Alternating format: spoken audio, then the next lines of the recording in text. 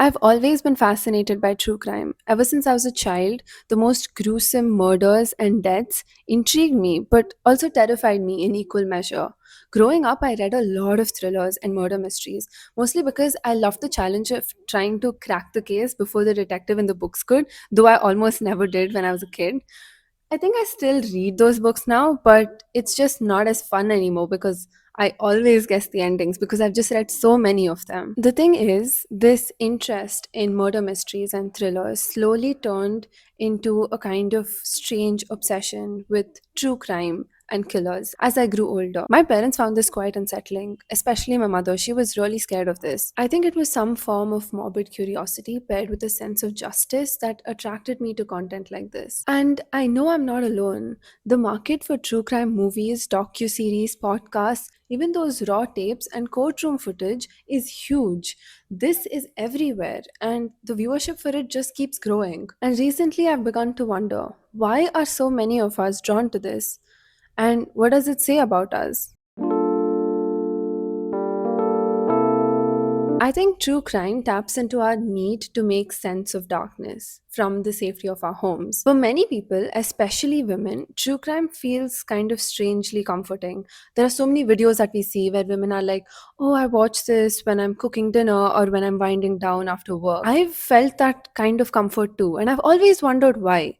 I'm not exactly sure why it is, but maybe it's how formulaic it feels.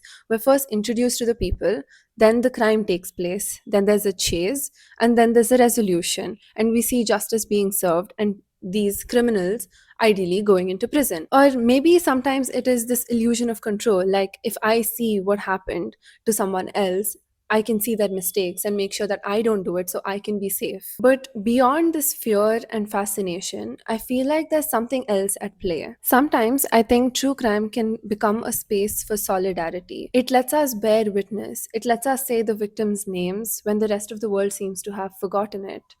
There's a sense of collective mourning when you listen to these podcasts or hear these victim stories, even if this mourning is silent and spread across millions of screens. I think documenting and sharing such stories is also important to turn the public eye to systemic failures and legal loopholes in our society, which can actually be really helpful.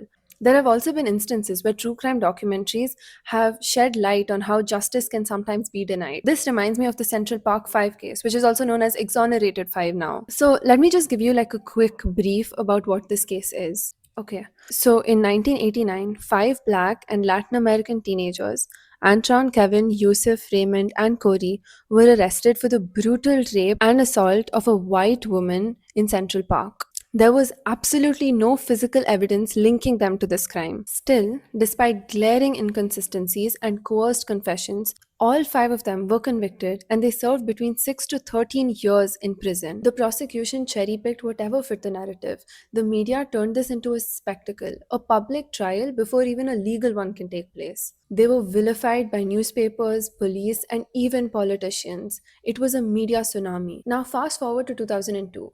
A man named Matthias Reis, who was a convicted serial rapist and murderer, confessed to this crime. His DNA matched the DNA that was found in the scene, the only DNA that was ever recovered, which had not matched any of the five who were convicted. His confession aligned with the details that only the real perpetrator could be aware of. The Manhattan DA had to reopen this case and eventually vacated all five convictions. And yet, the damage was already done. The boys had lost years of their lives, their names had been dragged through the mud, their childhoods were stolen. In 2012, Ken Burns released a documentary titled The Central Park Five. It was quiet, focused, and devoid of drama. It did what the justice system had failed to do. This documentary showed how the confessions were coerced, how the media coverage had been racially biased, and how the system had failed utterly. But most importantly, it humanized the five boys. It was through storytelling that the public finally saw them for what they were, not as some caricatures of crime, but as men and as victims. So, yes, DNA exonerated them, but it was true crime media that truly played a pivotal role in rehabilitating them. It forced public reckoning and it educated millions of people. It showed how easily the system can turn innocent kids into public national villains. But here's what I've noticed: the same thing that later redeemed them The camera, the media, the public eye was also what ruined them in the first place. This to me raises a couple of chilling questions. Are we consuming a story that has been constructed to entertain us and feed into our own worldview, or are we consuming something that is trying to reveal the actual truth? Can later documentaries redeem and undo the harm caused by earlier ones? And is there a line between awareness and voyeurism? I always had these questions, and these questions just became louder when I saw this case. But I never really got the answer until I read a book, and it flipped everything. Not just how we watch true crime, but also who we become when we watch it. And that book is Penance by Eliza Clark. Okay, so Penance is not about a crime. It's about the people who watch it, retell it, profit, and gawk at it, including people like me. Okay, I'll just briefly tell you about what Penance is about. Okay, first of all, we know that Eliza Clark is the author of this book, right? But the minute you read the first page, it tells you that what you're going to read next is a book that was written by this man called Alec Carelli. And it was pulled off the shelves because a lot of people that he quotes in this book and interviews in this book, they came up and they said that they were misquoted. And there was a lot of like controversy surrounding the book. So it was removed from the shelves. So there is this publishing house that is republishing the entire book in its entirety because they believe that the readers can make the right decision and believe what they want to believe from reading the book. So we follow Alec as he interviews and tries to examine the murder of a girl called Joanne Wilson, who's a 16-year-old girl, and she was murdered by her classmates. It's a very brutal murder, and it's described in graphic detail. So she was, I'm not going to get into the nitty-gritty of it, but basically she was tortured and then set on fire. And this happened on the night of Brexit in a small seaside town called Croansea. And it largely went unnoticed and unreported because Brexit was the headline during that time. So Alec finds a way to profit off of this because he realizes there is a market for true crime, and this is a story that hasn't been told yet, and it is very sensational. So the thing about the book is when you're reading it, initially you understand like why this is being written and what it's trying to say, but in the middle you kind of get lost in the kind of internet archives that he explores and the story that he's trying to weave together. I'm not going to spoil anything, but basically, we get to see the parents and interviews of all the important pivotal characters and private chats between them, even diary entries. And as you read it, you kind of get this way into the criminal's mind to try to understand why these girls did it and what caused them to be so brutal to their own classmate. Honestly, this book was so fascinating. I loved reading it. It's such a page turner. I loved how it was presented as a true crime documentary because that was its intention. But by the end, I felt so dirty and utterly disgusted with myself for enjoying it. I'll just read one quote from this book, which kind of summarizes the feeling you get when you're reading it and what it makes you feel about true crime itself. Do you know what happened to her already? Did you catch it in the papers? Are you local? Did you know her? Did you see it on the internet? Did some website that trawls local news for the worst details of true crimes bring her to your attention? Did you see the article about her buried in the chum box of an already disreputable website? Did you see the red headed stock image model juxtaposed against an edited charred corpse captioned, "You won't believe what they did to her"? Did you listen to a podcast? Did the host make jokes? Do you have a dark sense of humor? Did they make it okay? Or were they sensitive about it? Did they coo in the right places? Did they give you a content warning? Did you skip ahead? Did you see pictures? Did you look for them? That's just so uncomfortable. When I finished reading this book, I think it was in the metro. I just sat there crying. Not because I felt bad, it wasn't grief, but because I felt this terrifying clarity of seeing something laid bare that I had just questioned once or twice in my life. I realized I wasn't just watching stories, was I? I was actually feeding on real people's pain. Penance doesn't really give you the satisfaction of a solved case or like a moral takeaway. What it does is it like holds up a mirror to every Reddit thread, every docu-series, every YouTube thumbnail with the girl on a picture and a title that says shocking. It just made me realize even if I'm being respectful, I'm still a part of the machinery, the watch hours, the clicks, the likes, and the weird fascination that comes with it. I kind of kept asking myself, who are these stories really for? I've kind of realized that I just can't watch true crime the same way anymore. Now, when I watch documentaries or podcasts, I started to notice like weird details that just makes me take a step back and reassess what I'm doing. So, for example, you'll be in the middle of a story about a murdered person, right? And suddenly there's a break, and the host is telling you, use code killer15 to get 15% off on like bed sheets or something. It's jarring and it feels wrong, maybe because it is. Sometimes there's even like merch drops in the middle of a story being narrated. There's sometimes even a plug for uncensored photos, or like, oh, subscribe to my Patreon and we'll show you unseen footage, and it's a person having the worst day of their lives and it's being sold for money. See, I get it. Creators have to eat, they need to make money. But I just feel like the shift of tone is so wrong. It's like a funeral being interrupted by a flash sale or something.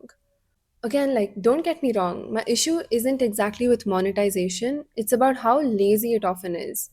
I just feel like if creators and reporters genuinely cared about the victims and the stories they were telling to raise awareness, they would find other ways to fund it. You can make space for sponsorships or support models so that the show can go on and you can continue to do some good work. But I just feel like once this entire intent of creating the story and publishing it becomes the watch hours and the number of clicks you get so that you can make more money, it just reduces the whole reason why you're telling the story in the first place. It's like, as we say it, you're like adding masala to the story so you can sell something. I just want to quickly talk about some ways you could fund such podcasts and shows instead of making it a hook to get people's money and to grab people's attention. Take the podcast Revisionist History, for example. It's hosted by Malcolm Gladwell, and basically, what it does is it takes moments of history and it re examines the past to see if what we understood from it in the beginning is the right version of it. Or, in his words, because the past deserves a second chance. I love that line. But what I'm trying to say is, even when he's talking about serious subject matter like social injustice, it never feels cheap. There's no creepy music or a voiceover or any sort of build up to make it feel like a horror movie. It's just quiet, thoughtful, and it respects the subject matter. Or the Marshall Project, which is a US non-profit which examines US criminal justice system. Their stories are impactful not because they dramatize pain, but because they refuse to do that. After you watch it, you come away informed and not entertained. Oh, there's also this podcast called The Memory Palace, which I know it's not about crime, but it's the way it's funded. It is completely funded by listeners. So, no, I'm not saying that everything should be donation funded or they should always be ad free, but I'm saying these podcasts and YouTube videos can be done with integrity. Again, just so we're clear, I'm not saying that creators should not earn for the work that they do and the research they put in. I'm just saying when it's not done with a level of care, integrity, and the intent to honor truth, what it is just fiction with a body count. Okay, so this leads to another issue that I've noticed. I just feel like the line between truth and performance has just blurred even more with the use of AI in documentaries. A couple of months ago, I watched a Netflix documentary titled What Jennifer Did. They allegedly used AI in the documentary to produce some of the pictures of Jennifer. And the problem was this was done without disclosure. When I first saw it, I honestly thought it's so dystopian that we're recreating images in documentaries. There was another documentary titled American Murder Gabby Petito 2025. I watched this quite recently with my sister and my friend, and they use AI to animate her voice and bring it to life. I know that consent was taken for this from her family, and it's been disclosed as well when you're watching the documentary, but just hearing that voice, I don't know, it felt so unreal and unsettling. For me personally, I find this incredibly wrong. I don't know how you may feel about it because I understand there was disclosure, there was consent, but I just find that it's just so wrong. I feel like we're reimagining an incident and not retelling it in its entirety. And when we reimagine such stories, we're not exactly honoring the truth, are we? We're selling a feeling. This is not journalism. See, I'm not saying stop reporting such incidents or sharing such stories. I'm saying respect them. Don't fake what you don't have. Don't fill the silence with synthetic drama. Let reality breathe for what it is, because it already is horrifying enough.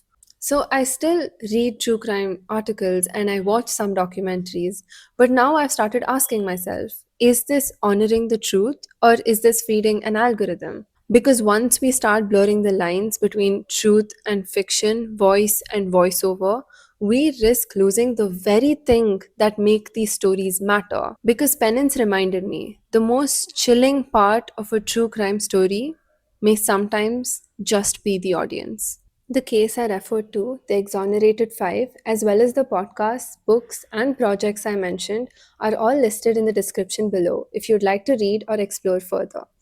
And thank you for watching, for thinking, and for being willing to sit with discomfort for a while, because I believe that's where change truly begins. I'll see you next time.